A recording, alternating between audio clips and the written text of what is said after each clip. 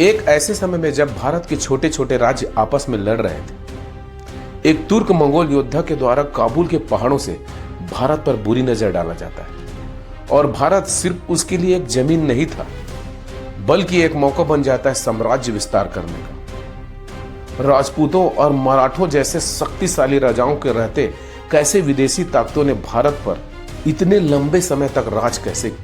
आखिर क्या है मुगलों के इतिहास की असली कहानी? क्या मुगल भारत को लूटने आए थे, या वो एक बड़ा एम्पायर खड़ा करना चाहते थे, या उनका मकसद था इस्लाम धर्म का प्रचार करना? चलिए दोस्तों, समझने का प्रयास करते हैं आज की इस वीडियो में।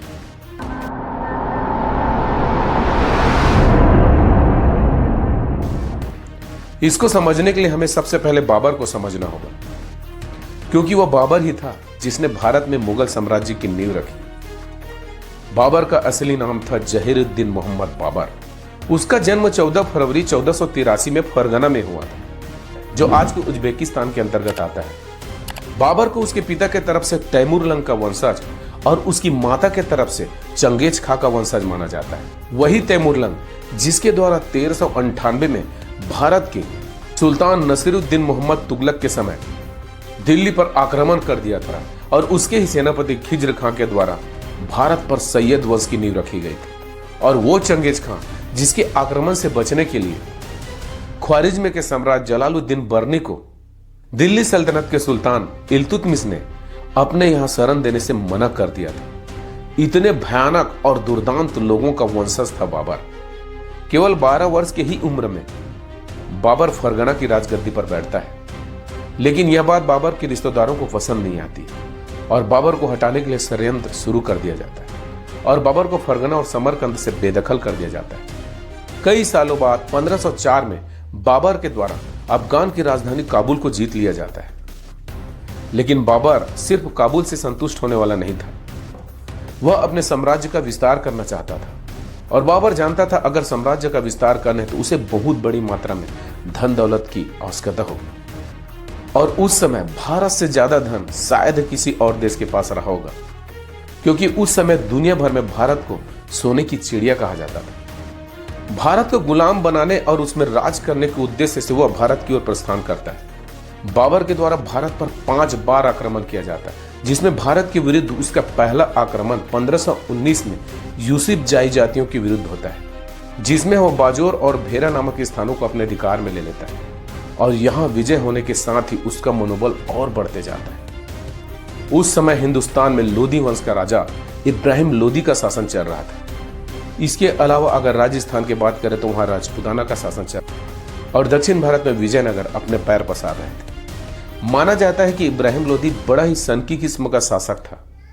उसे सत्ता से हटाने के लिए उसके चाचा अलाउद्दीन आलम खां और पंजाब के शासक दौलत खां लोदी को काबुल से बाबर को भारत में आक्रमण करने के लिए निमंत्रण भेजा जाता है। बाबर एक कुशल आर्मी कमांडर था और उसे युद्ध का बहुत ही अच्छा खासा तजुर्बा था। बाबर के पास दमदार आर्मी के साथ तोपखाने और बारूद यानी गन पाउडर था। वही दूसरी ओर अगर इब्राहिम लोदी की बात किया जाए तो 1 लाख सैनिकों की विशाल आर्मी थी, जिसमें पैदल सैनिक, हाथी, घोड़े और बैलगाड़ी सभी प्रकार के सैनिक विद्यमान थे, जिनको कई इतिहासकारों ने सेना न कहकर मेले का नाम दिया था। इतनी बड़ी सेना होने के बावजूद लोदी की सेना बाबर की सेना की हिम्मत को डगमगा सकने में असमर्थ हुई। बाजोर और भेरा पर अधिकार करने के बाद वह पानीपत की धरती पर प्रवेश करता है। पानीपत का युद्ध भारत की धरती पर लड़ा गया एक ऐसा युद्ध था जिसमें पहली बार तोपखाने और तुगलुमा पद्धति का प्रयोग किया गया था। पानीपत दिल्ली से करीब 60 किलोमीटर की दूरी पर स्थित है और वर्तमान समय में वह हरियाणा का एक जिला है।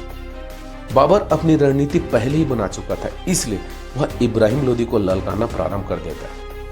अप्रैल 1526 की सुबह लोदी की सेना के द्वारा बाबर की सेना के ऊपर आक्रमण कर दिया जाता है। शुरुआत में ऐसा लगता है कि लोदी की सेना जीत रही है, मगर थोड़ी देर में बाबर की पूरी सेना लोदी की सेना के ऊपर हावी होती नजर आती है। कई घंटों तक युद्ध जारी रहता है और शाम होते ही इब्राहिम लोदी की सेना की हार होती है और इब्राहिम लोदी को मार दिया जाता है। और इस तरह 43 साल की उम्र में बाबर के द्वारा दिल्ली में मुगल सल्तनत की स्थापना की जाती है। काबुल सहित पूरे अफगानिस्तान और उज्बेकिस्तान में आज भी बाबर को एक महान योद्धा के रूप में याद किया जाता है। इस युद्ध के बाद बाबर को अच्छी खासी मात्रा में धन दौलत की प्राप्ति होती है। कुछ इतिहासकारों का मानना है कि बाबर के द्वारा जीते हुए धन को आम जनता में बांट दिया गया था और इसके बाद जनता ने खुश होकर उसे कलंदर की उपाधि प्रदान की थी। लोदी को हराने के बाद राजपूतों के द्वारा उसका विरोध किया जाता है और बाबर के द्वारा पानीपत के युद्ध के बाद 3 और बड़ी लड़ाइयां लड़ी जाती है, जिसमें 1527 में खानवा के युद्ध में राणा सांगा को हरा दिया जाता है।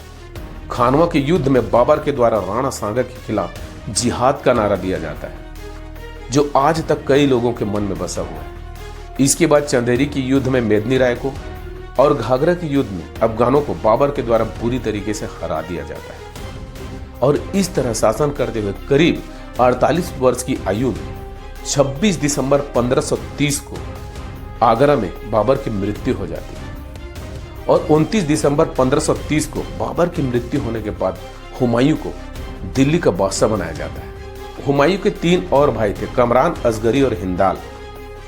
उन्हें शांत करने के लिए हुमायूं के द्वारा तीनों भाइयों को अलग अलग राज्य प्रदान कर दिया जाता है ताकि वे शांत रहे।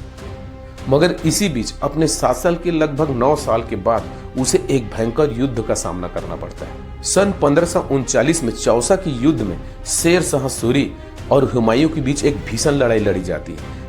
इस युद्ध में हुमायूं की हार होती है और शेर शाह सूरी विजयी होता है। 1540 में बीलग्राम के युद्ध में दोबारा शेर शाह सूरी के द्वारा हुमायूं को हरा दिया जाता है और इस युद्ध में हार के कारण हुमायूं को अपनी जान बचाकर भारत से बाहर भागना पड़ता है।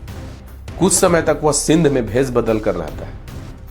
निर्वासन के दौरान ही हुमायूं के द्वारा हमीदा बानो बेगम से शादी करी जाती है और सन 1542 में हमीदा से ही जलालुद्दीन मोहम्मद अकबर का जन्म होता है। करीब 15 साल तक हुमायूं भारत के बाहर रहता है और वहां पर अपनी विशाल सेना का निर्माण करता है ताकि अपने साम्राज्य को वापस ला सके। यहाँ पर सोचने वाली बात यह है दोस्तों कि इन 15 सालों में कोई मुगल शासक दिल्ली की राजगद्दी पर नहीं बैठा था, बल्कि सूर वंश का राजा शेर शाह सूरी के वंशजों ने इन 15 सालों में अपना राज्य स्थापित किया था और जिसे बहुत सारे इतिहासकारों के द्वारा एक बेमिसाल शासन माना जाता है। अगर हुमायूं वापस भारत नहीं आया होता तो आज भारत का इतिहास कुछ और ही होता। खैर, साल 1555 में सरहिंद के युद्ध में हुमायूं के द्वारा पंजाब के सूर शासक सिकंदर सूरी को पराजित कर दिया जाता है और एक बार फिर वह दिल्ली के गद्दे में दोबारा बैठता है और यहाँ पर मुगलों का शासन एक बार पुनः वापस आता है।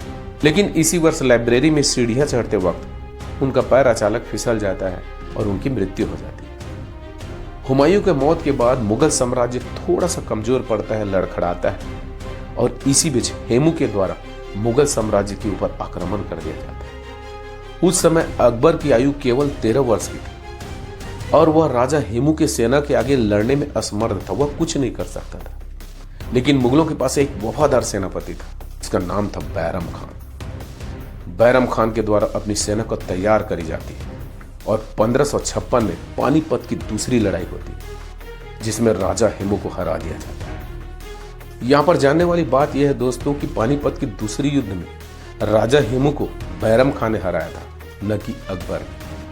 14 फरवरी 1556 को 13 वर्ष की आयु में अकबर दिल्ली के गद्दे में बैठता है, जिसके बाद अकबर के द्वारा अनेक युद्ध लड़े जाते हैं जिसमें वह भारत के अनेक क्षेत्रों को जीतता है।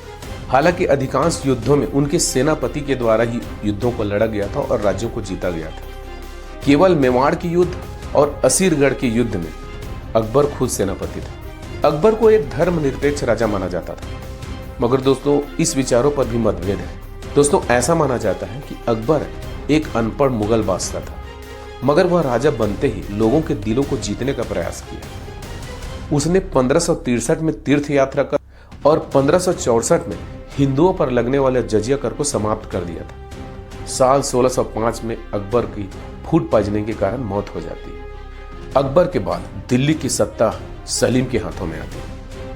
ऐसा माना जाता है कि सलीम एक अय्याश किस्म का शासक था। सलीम को अपना नाम भी पसंद नहीं था, क्योंकि अकबर ने अपने पुत्र का नाम सलीम शेख सूफी संत सलीम चिश्ती के नाम के आधार पर रखा था। इसलिए उसने अपना नाम बदलकर जहांगीर रख दिया था। हालांकि जहांगीर को अन्याय से सख्त नफरत थी। वह गुनाहगारों को सख्त से सख्त और क्रूर से क्रूर सजा देता था, क्योंकि जहांगीर को न्याय की जंजीर के लिए याद किया जाता है। ऐसा माना जाता है कि जहांगीर ने अपने जीवन काल के दौरान कुल 20 शादियां की थी, जिसमें मानबाई सबसे मशहूर रानी हुई। लेकिन जहांगीर सबसे ज्यादा प्रेम नूरजहां से किया करते थे। 1608 में जहांगीर के शासनकाल के ही दौरान अंग्रेजों ने भारत पर ईस्ट इंडिया कंपनी की स्थापना की थी और व्यापार करने की इजाजत मांगी थी। ईस्ट इंडिया कंपनी की स्थापना कैसे हुई, अंग्रेज भारत में कैसे आए, मेरे आप इस वीडियो में देख सकते हैं। उनकी 20 बीवियों से जहांगीर की कई संतानें हुई, लेकिन केवल एक पुत्र ही जीवित रहा था, जिसका नाम था खुर्रम खां, अर्थात शाहजहां खुर्रम। वह जोधपुर के शासक मोटा राजा उदय सिंह की पुत्री जगत गोसाई का पुत्र था। सन 1627 में जहांगीर की मृत्यु के बाद शाहजहां दिल्ली की राजगद्दी पर बैठता है।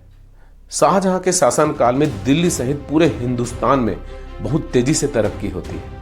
ऐसा माना जाता है कि दुनिया के 1/4 हिस्से का उत्पादन उस समय केवल भारत में ही हुआ करता था। आर्थिक तौर पर दिल्ली बहुत ही मजबूत हो चुका था। कला और स्थापत्य को उस समय बहुत ही ज्यादा प्रोत्साहन मिला।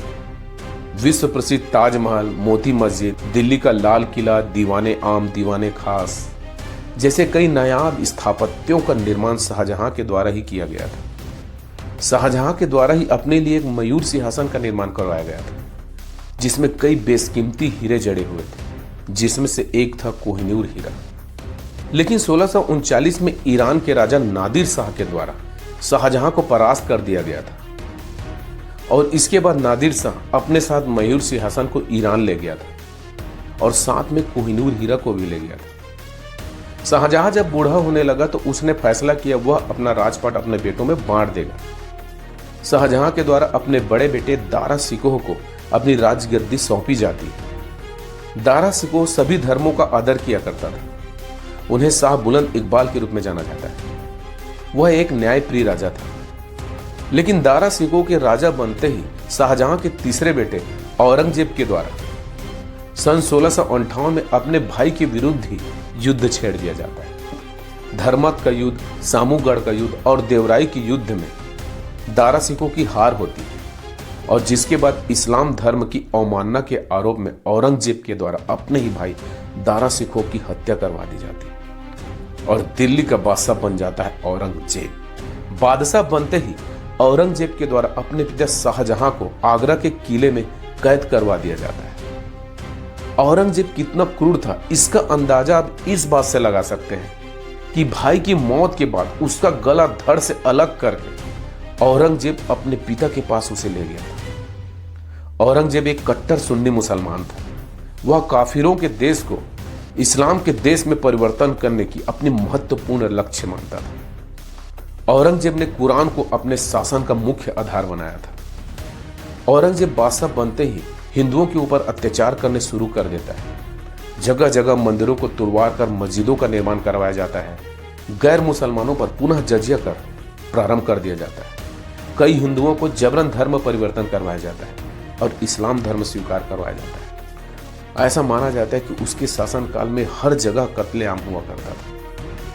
यह बातें मराठा और राजपूतों सहित कई हिंदू राजाओं को पसंद नहीं आती और औरंगजेब के खिलाफ युद्ध का शंखनाद कर दिया जाता है। औरंगजेब युद्ध में घायल होता है और 3 महीने तक बिस्तर में रहता है और सन 1707 में बिस्तर में रहते हुए अपना दम तोड़ देता है।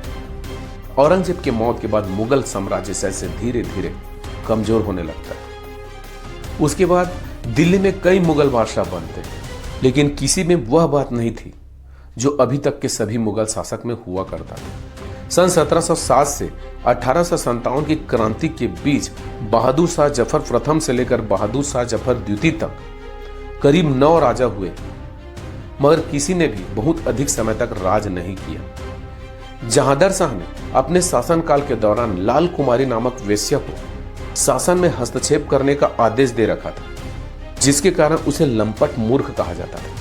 फर्रुख सियार को मुगल वंश का घृणित कायर कहा गया है। सुंदर युवतियों से अत्यधिक रुझान के कारण मोहम्मद शाह को रंगीला बादशाह कहा जाता था।